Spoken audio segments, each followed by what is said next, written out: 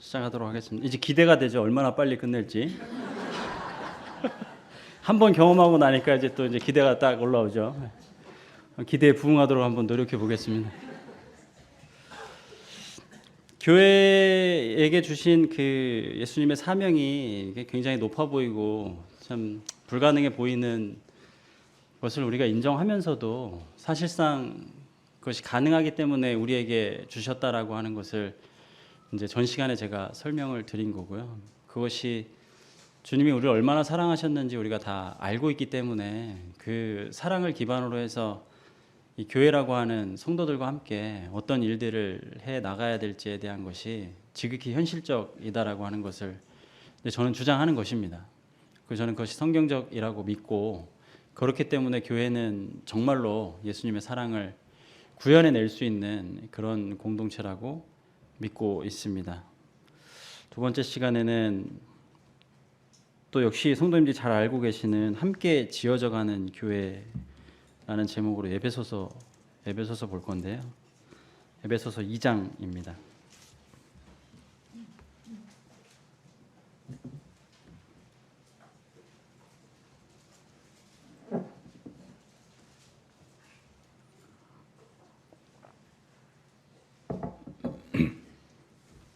본문 말씀은 2장 20절부터 22절 짧습니다.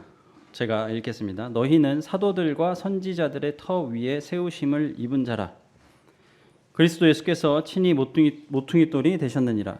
그의 안에서 건물마다 서로 연결하여 주 안에서 성전이 되어가고 너희도 성령 안에서 하나님이 거하실 처소가 되기 위하여 그리스도 예수 안에서 함께 지어져 가느니라.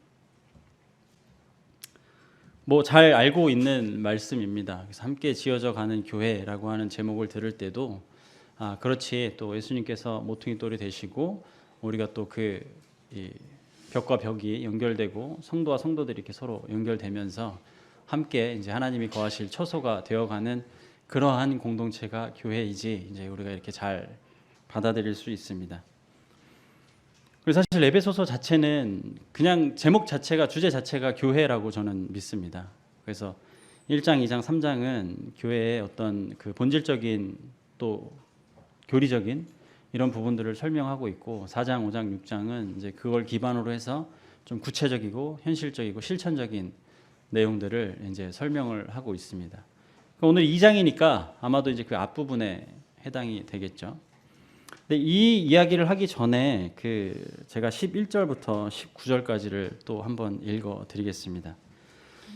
이 유대인 그리스도인들하고 이방인 그리스도인들이 이제 하나가 되었다라고 하는 내용을 잘 설명해 주고 있거든요. 보겠습니다. 11절입니다. 그러므로 생각하라. 너희는 그때에 육체로는 이방인이요 손으로 육체에 행한 할례를 받은 무리라 칭하는 자들로부터 할례를 받지 않은 무리라 칭함을 받는 자들이라. 그때 너희는 그리스도 밖에 있었고 이스라엘 나라 밖에 사람이라. 약속의 언약들에 대하여는 외인이요 세상에서 소망이 없고 하나님도 없는 자이더니 이제는 전에 멀리 있던 너희가 그리스도 예수 안에서 그리스도의 피로 가까워졌느니라. 그는 우리의 화평이신지라. 둘로 하나를 만드사 원수된 것 곧 중간에 막힌 담을 자기 육체로 허시고 법조문으로 된 계명의 율법을 폐하셨으니 이는 이들로 자기 안에서 한 새 사람을 지어 화평하게 하시고 또 십자가로 이들을 한 몸으로 하나님과 화목하게 하려 하심이라. 원수된 것을 십자가로 소멸하시고 또 오셔서 먼데 있는 너희에게 평안을 전하시고 가까운 데 있는 자들에게 평안을 전하셨으니 이는 그로 말미암아 우리 둘이 한 성령 안에서 아버지께 나아감을 얻게 하려 하심이라. 그러므로 이제부터 너희는 외인도 아니요 나그네도 아니요 오직 성도들과 동일한 시민이요 하나님의 권속이라. 유대인과 이방인이 많이 달랐습니다. 근데 이제 그 다른 두 그룹의 그 사람들을 이제 하나로 만드신 분이 예수님이라고 얘기를 하시는 거고, 그리고 그 하나로 되어 있는 한 세 사람, 이것이 이제 교회라고 설명하고 있는 것입니다. 아마 동의하실 거예요. 그래서 전에는 하나님과 아무런 상관이 없었던 이방인들이었지만 이제는 예수님을 믿고 자기 마음속에 개인의 구주로 받아들임으로 인해서 이제 하나님의 백성이 되고 또 한 교회로서 한 몸으로서 이제 머리 대신 예수님을 섬겨 나가는 공동체가 되었다라는 거죠. 그래서 예수님께서는 평안을 주셨다라고 하는 이런 내용까지 나와 있습니다. 그리고 이제 중간에 막힌 담을 본인의 육체로 하셨다라고 하는 설명을 통해서 주님의 죽으심이 어떤 것을 의미하는지를 또 우리가 이해해 볼 수 있는 거죠. 그래서 유대인 그리스도인들하고 이방인 그리스도인들, 이 에베소라고 하는 지역에는 그렇게 섞여 살았으니까요. 그 섞여 살고 있었던 그들이 어떻게 이제 한 공동체 안에서 교회로서 모이면서 이제 나아가야 될지에 대해서 이야기를 할 때 이 진리 자체는 굉장히 중요했습니다. 하나가 되었다라고 하는 것에 대한 진리 중요했습니다. 그런데 이거는 이 진리임에도 불구하고 그냥 이론에 불과해요. 너희들이 하나가 되었다. 이 이론에 불과해요. 이게 현실로 다가왔을 때는 뭐 유대인들도 그렇고 이방인들도 그렇고 힘들었어요. 그러니까 우리가 유대인 그리스도인들하고 이방인 그리스도인들이 얼마나 다른지를 잘 알고 계시잖아요. 좀 정리를 해볼게요. 유대인으로 태어나요. 유대인으로 태어나면 이 남자라면 또 8일 만에 할례를 받아야 됩니다. 그래서 하나님의 백성으로서 인정을 받으려면 할례를 받아야 돼요. 그리고 하나님께서 주신 율법이 있어요. 이 율법은요 굉장히 복잡합니다. 이 율법을 지켜나가 율법은 어떻게 보면 단순해 보일 수도 있지만 율법을 지키면서 생활하는 것 자체는 굉장히 어려워요. 그래서 하나님께서 허락해 주신 음식만 먹어야 되고요. 그렇지 않은 음식을 먹으면 이제 또 그걸 회개해야 되는 그 복잡한 과정을 또 거쳐야 되는 거죠. 그래서 유대인들은 함께 모여 살았습니다. 게다가 안식일이라는 걸 또 지켜야 돼요. 그래서 안식일을 지키지 않으면 또 이제 또 화를 면할 수가 없었습니다. 벌을 받아야 되는 거거든요. 그러니까 이제 이들이 살아가고자 하는 이 공동체 안에는 하나님이라고 하는 분이 항상 존재하고 그 하나님께서 주신 율법이 거의 대부분의 이들의 생활 습관을 지배하고 있었던 거죠. 그리고 이제 이들의 생활 가운데 이 주체가 되는 장소는 회당이라고 하는 곳이었어요. 뭐 이렇게 그냥 모여 있는 곳이라고 생각을 하면 될 것 같아요. 당연히 성경이 적혀져 있지 않을 테니까 이 회당에서는 이제 성경을 낭독하고 또 유대인들은 그걸 듣고요. 그리고 또 이제 그것을 같이 지키고자 노력하면서 살아갔던 무리들이에요. 그리고 이제 그 하나님께서 선택한 백성이라고 하는 자부심이 유대인들에게는 있었습니다. 그래서 그들이 믿는 하나님, 그리고 그 하나님께서 주신 율법 가운데 생활하고 있는 그들의 생활 방식, 굉장히 청결했고요, 위생적이었고요, 거룩했습니다. 유대인들의 생활 방식이에요. 지금 우리도 따라갈 수가 없는 그런 생활 방식인 거죠. 이방인들은 어떨까요? 이방인은 뭐 하나님의 율법이라는 것이 없습니다. 음식에 대한 그 제약도 없어요. 게다가 이제 당시 사회적인 그 배경으로 보면 다신교잖아요. 그러니까 신이 많아요. 다양한 신들을 그 각각의 신전에서 이제 섬기는 그러한 제사들을 행하게 되는데 거기서 이제 나가서 그 신들을 섬기게 되는 제사에 동참하게 되면 뭐 어렵지 않게 이제 이성과의 성적인 접촉도 이제 있었습니다.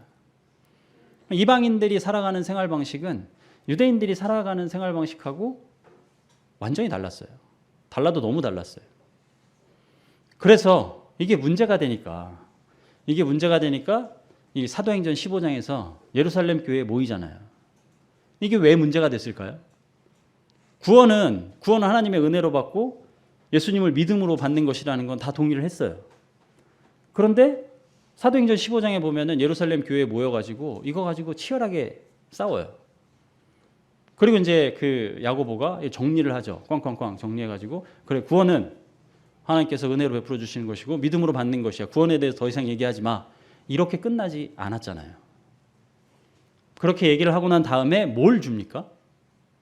이방인 그리스도인들 그래 너희들 은혜로 구원받는 거 다 알고 믿음으로 구원받는 거 다 인정하지만 그래도 요거 네 가지는 하지 않아줬으면 좋겠어.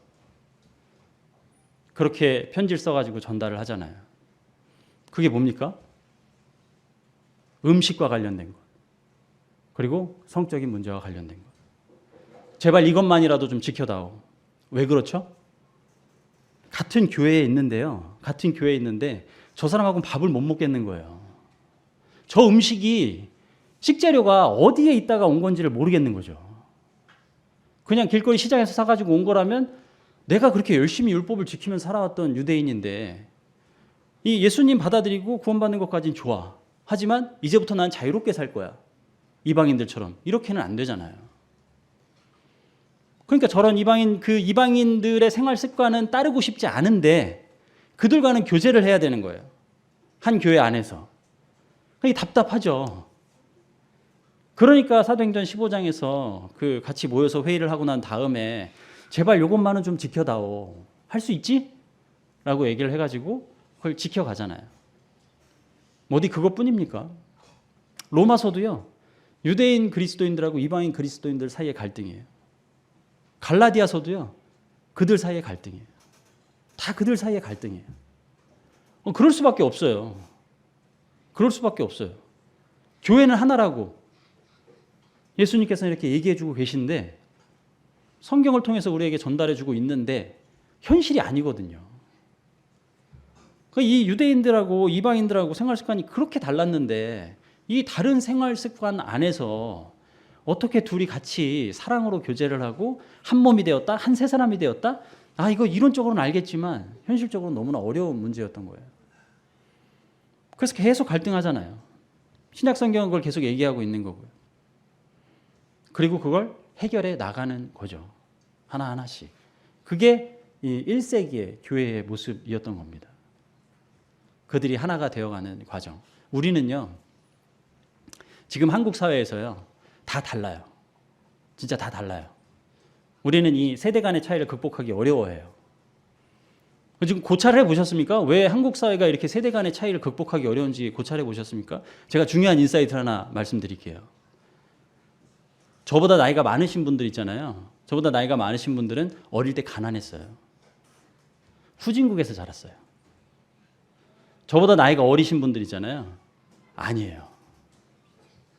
우리는 이 시대를 겪어가야만 해요. 지나갈 거예요. 그리고 제가 70대가 되었을 때에는 지금처럼 세대 간의 갈등이 심할 거라고 저는 생각하지 않습니다. 제가 70대가 되었을 때에는 그래도 자라온 환경이 비슷한 사람들이 한 교회에 있게 될 거예요. 그런데 이제 또 다른 변수가 생겼죠. 이제 한국 사회에는 외국인들이 들어오기 시작했잖아요. 노동자들도 있고요. 유학생들도 있고요. 아마 서대문 교회도 있을 거예요. 저희 교회도 있습니다. 외국인이지만 한국말을 잘하는. 그렇게 복잡한 이 문화가 다르고 가치관이 다르고 자라온 배경이 다른 사람들이 다 모여 있는 곳이 교회예요. 게다가 여기 전과자 들어오면 문전박대 하실 겁니까? 그건 교회 아니잖아요. 하나님의 복음을 전해야죠. 우리의 사랑을, 예수님의 사랑을 그들에게도 나타내죠. 심지어 그가 이곳에 들어와서 살인을 저지른다 할지라도 우리는 그를 문 밖으로 쫓아내지 못합니다. 제가 좀 과하게 표현을 한 건 맞죠. 살인을 저지르면 우리가 보호를 해야죠. 근데 교회는요, 진짜로 사람 가려서 받는 곳 아닙니다. 자, 이런 조건 없으면 우리 교회 못 옵니다. 이런 곳 아니에요. 그 어떤 사람도 가벼운 마음으로 저 문을 통과해서 이곳에 들어와서 앉아서 성도들의 환대를 받고 사랑을 받을 수 있는 곳이 교회잖아요. 다 달라요. 다 달라요. 나와 다르다는 생각 가지고 계셔야 됩니다. 왜 젊은 애들은 이렇게까지 내 얘기를 안 들을까? 왜 저 어르신은 나한테 똑같은 얘기를 이렇게 계속 할까? 다 다르기 때문이에요. 다 달라요. 나와 똑같다는 생각을 하면 내가 힘들어집니다. 왜냐하면 나와 다른 사람을 못 받아주니까요. 왜 나처럼 안 하고 있지? 라고 생각을 하게 되면 내가 힘들어져요. 왜냐하면 판단하게 되잖아요. 교회 구성원들은요, 다 달라요. 근데 가장 많이 달랐던 사람들이 유대인들과 이방인들이었다고요. 그거보다 다를 수는 없어요. 이렇게 생활 습관이 달랐던 두 무리입니다. 그런데 이 에베소서 2장에서는 근데 교회는 놀랍게도 예수 그리스도로 인해서 그 둘이 하나가 되었다라는 걸 선포하고 있는 거예요. 그리고 이제 오늘의 본문으로 들어가는 것입니다. 그러니까 너희는 교회죠. 너희는 사도들과 선지자들의 터 위에 세우심을 입은 자라. 그리스도 예수께서 친히 모퉁이 돌이 되셨느니라. 우린 이걸 이해해야만 합니다. 사도들과 선지자들의 터 위에 세우심을 입었다. 물론 이 뒤에 예수님께서 모퉁이 돌이 되셨다라고 하기 때문에 교회의 기반이 예수님이라는 것을 우리는 알고 있어요. 어렵지 않게 받아들여요. 그렇지만 사도들과 선지자들의 터는 뭘까요? 사도들과 선지자들의 터. 은사를 얘기할 때요. 이 신약 성경에 나와 있는 이 은사를 얘기할 때 12, 12, 4 이렇게 얘기하거든요. 로마서 12장, 고린도전서 12장, 에베소서 4장. 거기에 이제 은사에 대한 설명이 나와 있어요. 12, 12, 4 이렇게. 근데 거기에 은사에 대한 종류에 사도가 들어가 있습니다. 혹시 사도의 은사를 가지고 계신 분 있나요? 없잖아요. 오늘날에는 없어요. 선지자라고 하면 뭐 설교하는 사람이라고 얘기할 수 있으니까 오늘날에도 있을 수 있어요. 그런데 교회가 사도들과 선지자들의 터 위에 세우심을 입었다는 거예요. 이걸 우리는 알아내야 되는 거죠. 그런데 3장에서 설명해 주고 있습니다. 사실 하나님께서는요, 구약에서 밝히지 않은 교회라고 하는 놀라운 비밀을 신약에서 밝혀주셔요. 그리고 이걸 밝힌 사람들이 사도들과 선지자들의 가르침인 거예요. 바울이 이 비밀을 얘기하죠.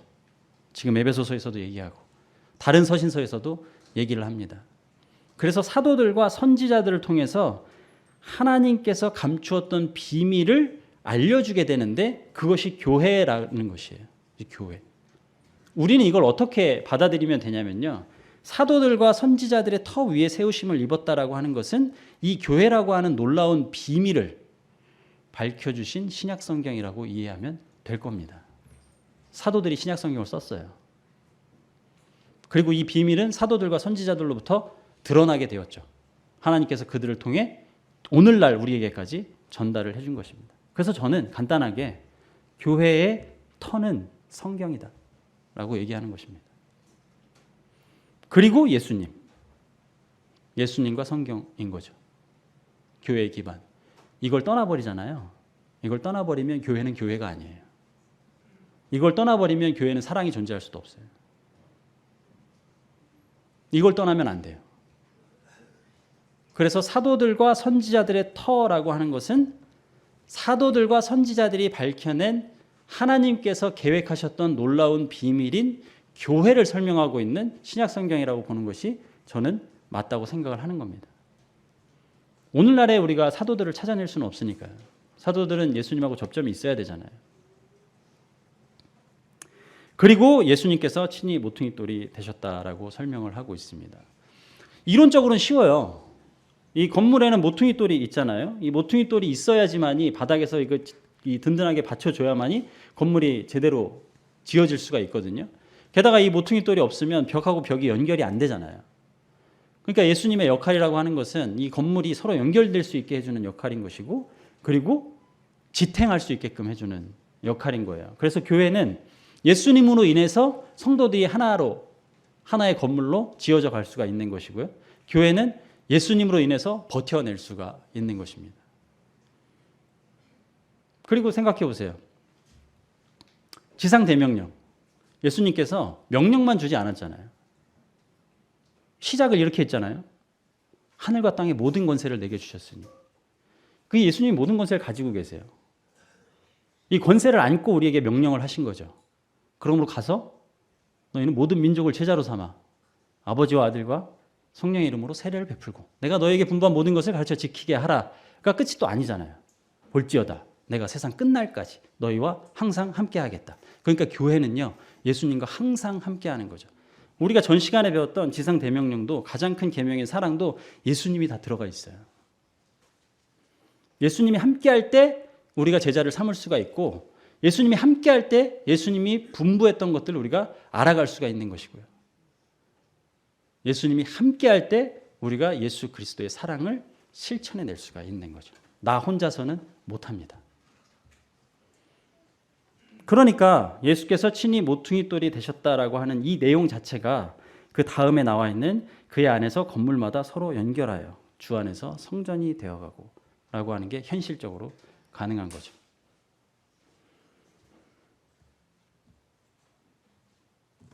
저희 그 공릉로 교회의 올해의 표어가 그리스도 예수 안에서 함께 지어져 가는 교회입니다.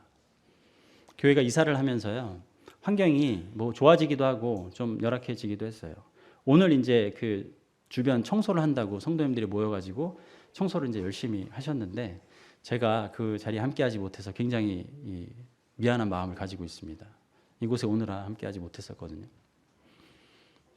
어쨌든 뭐 제가 알고 그날 청소하자고 정한 건 아니고요. 나중에 정해져가지고 이제 어쩔 수 없었습니다. 지금 저 때문에 뭐 다음 주에 합시다, 그 다음 주에 합시다 이럴 수는 없으니까. 그래서 열심히 그 성도님들 함께 모여서 오늘 청소를 했더라고요. 아까 사진을 보니까 정말 많은 수고를 하셨습니다. 서대문교회도 그런 일들을 많이 할 거예요. 이 얼마나 이 타락한 장소입니까? 이 홍대라고 하는 장소가. 여긴 그나마 좀 위에 올라와 있으니까 괜찮잖아요. 근데 저 밑에만 내려가 봐도 이게 정말 어디로 가는 사람들인가 우리는 다 보게 되잖아요. 그런 이 안타까운 마음을 가지고 하나님께서 이 서대문교회라고 하는 정말 많은 성도님들을 이곳에 보내주셔서 이곳에서 어떻게 하나님의 사랑을, 하나님의 복음을 이 세상 사람들에게 전할 수 있을지에 대한 고민을 함께 하고 계시잖아요. 저도 이제 그 공릉교회 안에서 이제 그런 고민들을 같이 장로님들하고도 하고 성도님들하고도 하면서 그렇게 결론을 낸 것입니다. 함께 지어져 가는 교회, 그리스도 예수 안에서 함께 지어져 가는 교회. 제가 이렇게 얘기했어요. 그 주상복합 건물에 들어갔거든요. 성도님들에게 1월 첫째 주 말씀을 전할 때 이렇게 얘기를 했습니다. 우리 이 주상복합 건물에 있는 상가도 그렇고 거기에 살고 계시는 분들도 그렇고 쉽지 않더라고요. 제가 인테리어를 하면서 몇 분을 만나봤는데 쉽지 않더라고요. 그래서 제가 성도님들에게 이렇게 부탁을 했습니다. 우리 호구가 됩시다. 이들에게 우리가 호구가 됩시다. 이거 해달라 그러면 이거 해주고, 저거 해달라 그러면 저거 해주고, 너네 왜 이거 안 해? 그러면 그것도 해주고. 근데 이게 말로 될까요? 제가 그렇게 성도님들한테 요청하면 성도님들이 알겠습니다, 우리 호구가 되겠습니다, 이게 될까요? 이거 안 될 겁니다. 근데 예수님이 모퉁이 돌이 될 때 돼요. 그걸 실천하기 위해서 오늘 우리는 그곳을 청소한 것입니다. 정말 이 지하로 내려가는 이 계단이 있는데요, 아무도 사용하지 않는 계단이에요. 이 계단에 담배꽁초가 겹겹이 쌓여가지고 진짜 작년에도 불날 뻔했다 그러더라고요. 거기 성도님들이 내려가지고 마스크도 내려가지고 그 담배꽁초 다 치우고요. 오늘 그 청소를 했습니다. 호구죠, 사실. 누가 시키지도 않았는데 갑자기 교회가 들어오더니 이 주차장 청소하고 그 계단 청소하고 있는 거예요. 이게 왜 가능합니까? 교회는 그런 곳이잖아요. 제가 성도님들 일일이 만나가지고 한 명 한 명 만나가지고 형제님 저는 오늘 못 가지만 오늘 가서 좀 청소 좀 함께 해주세요, 이런 거 안 하잖아요. 그런데 교회 성도들은 그걸 듣고요, 함께 가는 거예요.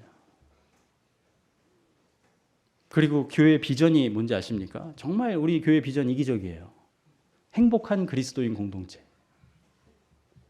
저는 교회가요, 웃음이 사라지면 사람이 오지 않는다 생각합니다. 그리스도인들이 행복하게 살지 않는데 누가 나도 당신처럼 예수님 믿겠소 라고 이곳에 들어오겠습니까? 정말 예수님 믿고 구원받아서 교회에 더해져 가지고 딱 들어왔더니 자기들끼리 싸우고 있는 거예요. 그러면 실망하지 않겠습니까? 근데 이게 예수님이 모퉁이 돌이 되기 때문에 가능하다는 거예요. 그리고 우리가 왜 이게 가능해집니까? 교회의 바탕은 성경이기 때문입니다. 한두 사람, 똑똑한 사람이 이 수많은 몇백 명 되는 사람을 끌고 나가는 거 어렵지 않습니다. 정말 어렵지 않아요. 정말 그 비전을 품고 이렇게 이런 단계로 이런 단계로 우리가 이 교회가 이렇게 나가야 되겠다라고 선포하고 그 길을 가게 되면 부흥할 것이다. 될 거예요. 될 겁니다. 실제로 그렇게 해가지고 많은 부흥을 이끌어낸 교회들이 많아요. 그렇지만 그게 성경을 떠나버린다면, 예수님을 떠나버린다면 무의미하다는 거예요. 그러니까 오늘 본문에서 우리가 볼 때 교회의 기반이 무엇인지를 명확하게 해야 됩니다. 그거 아십니까? 예수님이 사탄으로부터 시험을 받잖아요. 사탄이 시험 받을 때 어떤 얘기 했는지 아세요? 성경에 그러는데 너 여기서 뛰어내려도 괜찮을 거래. 그렇게 유혹하잖아요. 성경에서 그런 거야. 조심하셔야 돼요. 성경 말씀이 이렇잖아. 하나님의 말씀인데 왜 이 말씀 앞에 다른 얘기를 하는 거야? 이 이야기를 전달할 때 사랑을 잃어버려요. 그러면 교회엔 사람들이 오지 않습니다. 오늘날 사람들이 교회를 떠나는 이유 중에 여러 가지 이유가 있지만요. 그 중에 하나가 뭔지 아십니까? 진실성이 없대요. 교회의 진정성이 없대요. 정말 이상한 거예요. 예수님의 사랑을 경험한 공동체인 교회에 진정성이 없대요. 뭘 하더라도. 교회 목사들이 하는 일도, 교회에서 전달해지는 설교도 예수님과 성경을 떠났기 때문이에요. 잊으면 안 됩니다. 우린 이것을 하나님께서 우리에게 주신 놀라운 비밀인 교회의 기본으로, 바탕으로 반드시 가지고 가야 됩니다. 그게 사실상 우리 교회가 주장하는 거잖아요. 성경 말씀대로. 근데 우리는 그 이야기를 할 때도 조심해야 된다는 거예요. 우리는 현실적으로 봐야 됩니다. 우리 교회 안에서 일어나고 있는 일들을. 저는 서대문 교회를 몰라요. 근데 제가 공릉로교회 사역 시작하면서 하지 않는 게 있습니다. 그 하지 않는 게 뭐냐면, 형제님 힘들겠지만 이것 좀 하세요. 자매님 어렵겠지만 자매님 아니면 누가 하겠습니까? 이것 좀 하세요. 이 얘기 안 해요.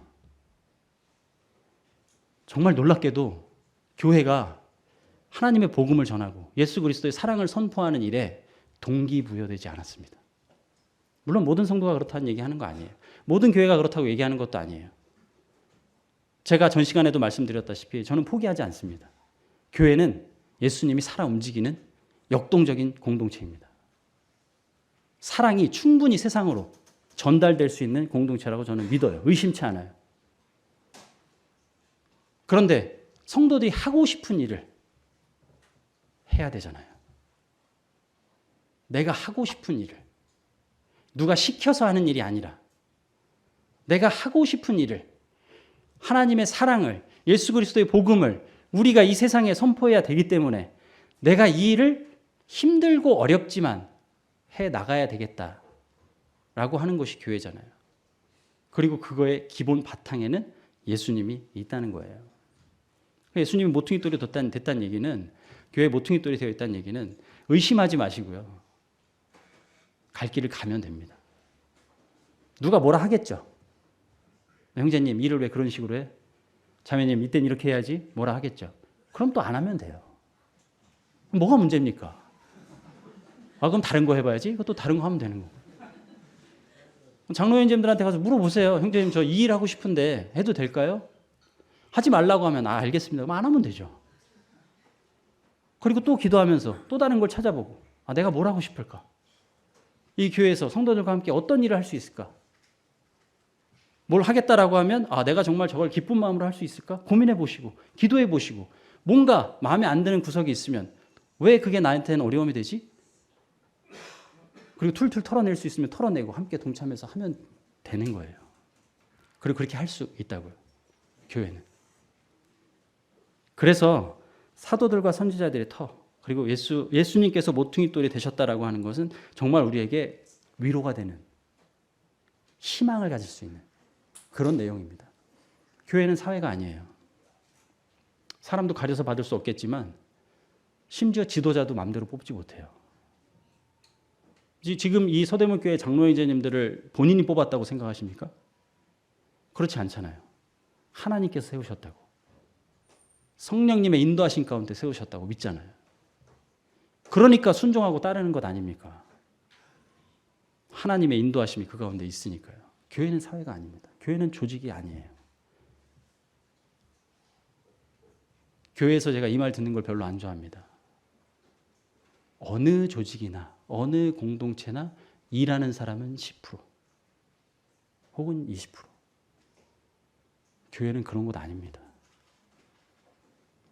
교회 정말 그런 곳 아니에요. 아유, 저 형제가 하겠지 뭐. 저 자매가 하겠지 뭐. 그런 곳 아닙니다. 이게 우리가 하나님의 말씀인 이 성경 말씀을 가지고 교회 안에서 같이 배우고 또 우리 실천해 나가고자 하는 거잖아요. 우리가 또 사랑을 실천하려고 노력을 하는 거고요. 근데 그 바탕에 예수님이 있기 때문에 우리가 그 길을 갈 수 있다는 거예요. 모퉁이 돌에 예수님이 계시기 때문에 우리가 하나가 되어갈 수 있다는 거예요. 우리의 노력으로 되는 게 아니고요. 그래서 오늘 이 본문에서 함께 지어져가는 교회라고 하는 이 본문에서 우리가 알아야 될 두 가지를 제가 말씀을 드리겠습니다. 두 가지만 얘기하면 끝날 거예요. 첫 번째는 뭐냐면요. 현실적으로 봅시다. 우리가 현실적으로 보자고요. 정말 영적으로 훌륭해 보이는 사람이 있습니다. 그래서 정말 그냥 교회에서 하고자 하는 일이 항상 적극적이고 항상 준비되어 있고 항상 노력하는 사람이 있어요. 영어로 하면 ready 돼 있는 사람이 있습니다. 그리고 또 현실적으로 보면요. 그렇지 않은 무리가 있어요. 근데 어떤 무리냐면 뭔가 좀 열심히 얘기해가지고 뭔가 좀 근본적인 문제를 해결해 주면 적극적으로 교회와 함께 할 것 같은 그런 무리가 있어요. 주저하는 무리라고 해서 릴럭턴트라고 얘기를 할 수가 있습니다. 세 개의 R로 제가 표현하는 거예요. 그리고 또 다른 무리가 있어요. 뭘 해도요. 나는 싫어. 난 아니야.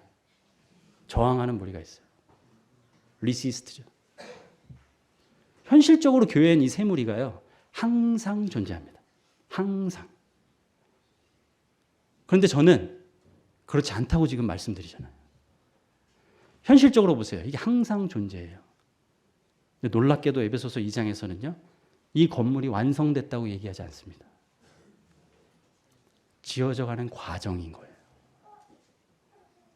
우리 교회의 완성은요. 예수님 다시 이 땅에 오실 때 그때 됩니다. 그러니까 그 세 그룹 속에서 내가 어디에 속해 있는지를 스스로 검토해 보시면 돼요. 형제님, 저는 교회에 정말 충성하고 싶은데요. 교회 리더십이 저의 생각과 너무나 달라요. 제가 어떻게 해야 될까요? 교회를 떠나야 될까요? 이런 사람들도 보잖아요, 우리가. 저에게 와서 그렇게 얘기하면요. 저는 진정성 있게 얘기해 줍니다. 무엇이 그렇게 어렵고 그 어려움이 진짜 이 교회 안에서 해결될 수 있는 것인지 본인이 볼 때. 그렇지 않다면 다른 교회 가라고 저는 얘기합니다. 꼭 여기 있어야 되는 이유가 본인이 찾지 못하면 내가 어떻게 찾아줍니까? 못 찾아줘요. 하나님 앞에 매달리고요. 열심히 씨름하고 기도해가지고 내가 어떻게 함께 지어져 갈 수 있을지에 대한 관심을 가져야 되는 거예요. 그 세 개의 그룹이 교회 안에는 항상 존재하고요. 저는 이 그룹의 비중의 차이가 있을 뿐이지 온전히 준비되어 있는 성도들만 있는 교회는 새로 구원받은 성도가 더해지는 순간 또 달라지는 거죠. 그러니까 항상 존재할 수밖에 없어요. 교회는 정말 다이나믹하고 역동적이고 예측 불가능한 공동체입니다. 예측이 안 돼요. 그렇기 때문에 우리가 함께 하나님의 역사를 볼 수 있는 것입니다. 과정 중이라고요. 과정. 받아들이셔야 돼요. 교회는 과정 속에 있습니다. 완성되어 있지 않아요. 우리의 죄 때문에 그렇습니다. 우리 모두의 죄 때문에 교회는 완성될 수가 없어요. 이 죄를 벗어날 수 있는 순간 교회가 완성되는 거예요. 하지만 이 본문에서는 함께 지어져 간다고 얘기하잖아요. 성전이 되어 간다고 얘기하잖아요.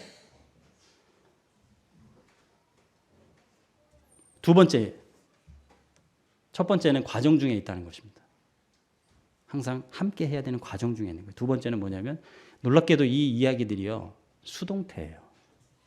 함께 짓는다. 성전이 된다라고 쓰여져 있지가 않습니다. 성전이 되어 가고 함께 지어져 간다라고 되어 있습니다. 그럼 누가 합니까 이걸? 액션의 주체가 누구죠? 우리가 아니에요. 우리의 능력으로는 해보세요 한번. 해보세요. 진짜로 나의 능력으로 내가 모든 시간과 모든 열정과 모든 지혜와 나의 모든 능력을 다 동원해서 이 교회 성도들을 하나로 이루겠다. 해보십시오. 한 명 한 명 매일매일 만나가면서 설득해 가면서 한번 노력해 보세요. 안 됩니다.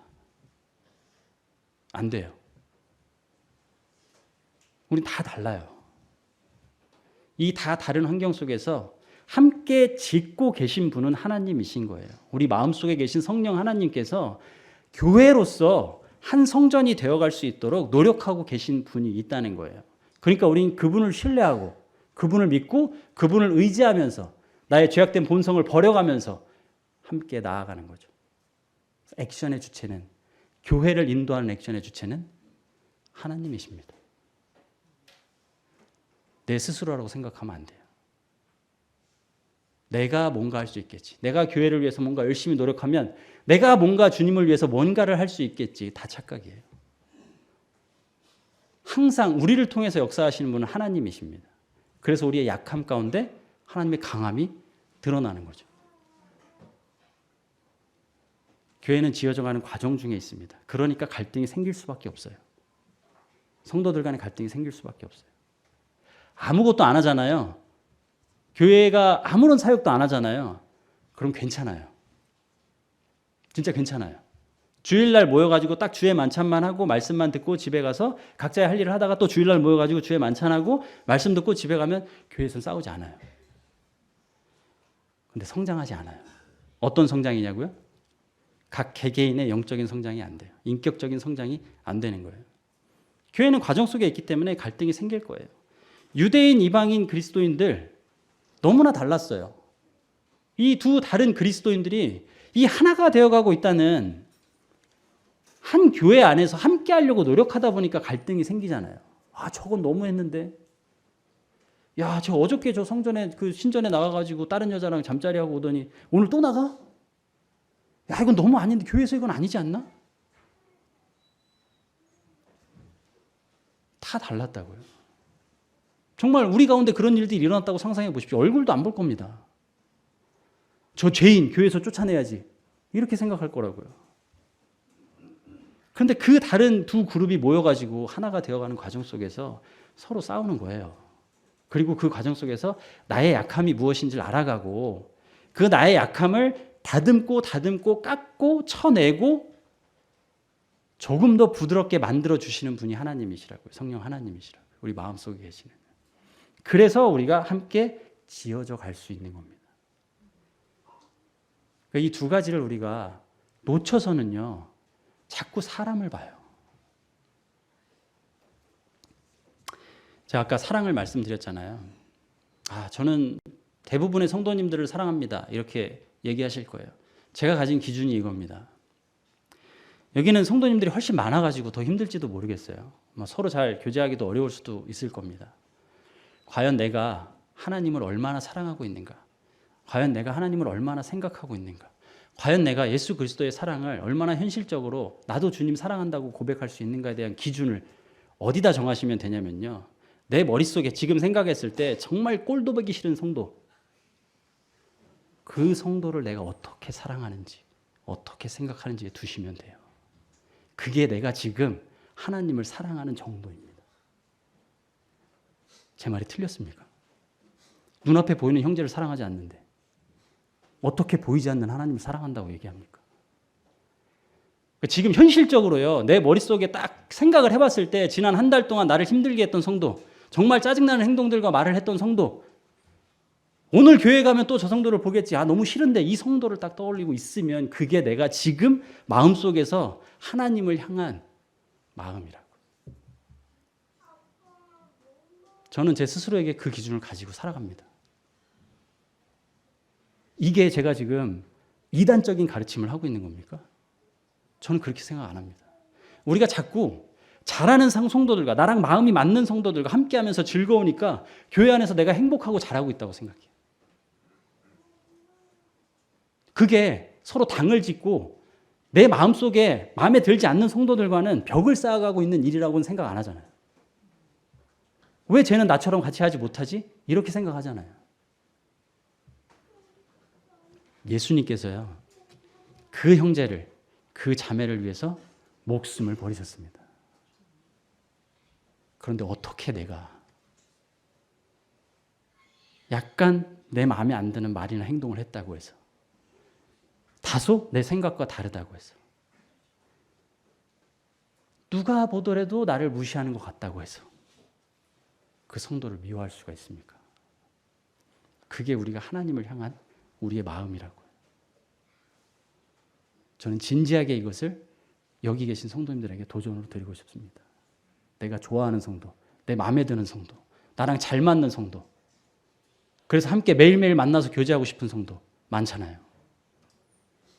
근데 만나자고 하면 마음이 꺼려지는 성도, 무슨 얘기를 해야 될지 모르는 성도, 같은 공간에 있으면 어색해지는 성도, 지나가다가 마주치지 않았으면 좋겠는 성도. 교회는 그런 곳 아닙니다. 교회는 예수님께서 자신의 육체로 모든 담을 허물어버린 그런 곳이에요. 그러니까 우린 교회 안에서 행복해질 수 있는 거죠. 누구를 만나더라도, 누구와 교제를 하더라도. 이게 그리스도의 사랑이 교회에서 나타날 수 있는 방향이 되는 것입니다. 이게 교회가 함께 어떤 마음을 가지고 어떤 일을 해야 될지에 대한 태도가 되는 거죠. 현실 앞에서요, 현실 앞에서 또 갈등이 생기는구나, 또 어려움이 생기는구나, 이런 거는 그냥 받아들이셔야 돼요. 그래, 그럼 내가 이 갈등과 어려움 속에서 내가 이런 것들을 지금 만들어내고 있는 것은 아닌지 돌아보고, 그렇다면 내가 어떻게 이것을 바꾸어 나갈 수 있을지 주님께 기도해보고 노력해보고, 그리고 다른 성도들의 갈등 속에서는 내가 뭘 더 할 수 있을지 고민해보고, 그래서 서로 사랑으로 보듬어가는 공동체가 교회인 것입니다. 왜냐하면 예수님과 성경이 교회의 바탕이기 때문입니다. 예수님과 성경은 사랑과 공경과 희락과 기쁨 떠나서 얘기할 수가 없잖아요. 다 우리가 그건 동의하잖아요. 그래서 교회라고 하는, 함께 지어져가는 교회라고 하는 것은 정말 기쁜 일입니다. 예측 불가능한 놀라운 하나님의 역사와 능력이 우리가 함께 하고 있을 때 정말 이만큼 지어져 갔구나라는 것을 볼 수 있는 놀라운 공동체예요. 아무도 이것을 예상할 수 없고 아무도 이것을 기대하지 않을 때 하나님은 그 교회를 통해서 일하시는 거죠. 기도하고 마치겠습니다. 주님께서 사랑하시는 참 서대문 교회를 오늘 또 이곳에서 함께 모여서 또 교제할 수 있게 하여 주심에 감사를 드립니다. 저희들 스스로가 약한 것 알고 있습니다. 참 때로는 교회 안에서 더 힘든 것 또한 경험하게 됩니다.